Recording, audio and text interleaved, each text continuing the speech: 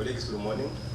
Plastic ono tatera kuvunda bwagenda mu ttaka lyaffe tavunda. Ati bwaba tavunze kiba kitegeeza akendeeza mu bugimu bw'ettaka lyaffe. Kasasiro ava mu bintu ebya plastic wa bulabe nnyo eri obutonde bw'ensi n'obulamu obw'abantu.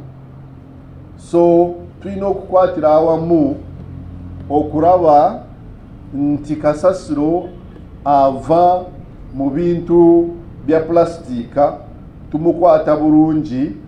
Uganda kati yataddewo omuwaatwa ogugamba nti buli omu akola plastika naddala ez'obucupa alina okuteekawo enkola egula obucupa obwo kuva mu bantu buddemu bukozesebwe okuvaamu ebirala eby'omugaso.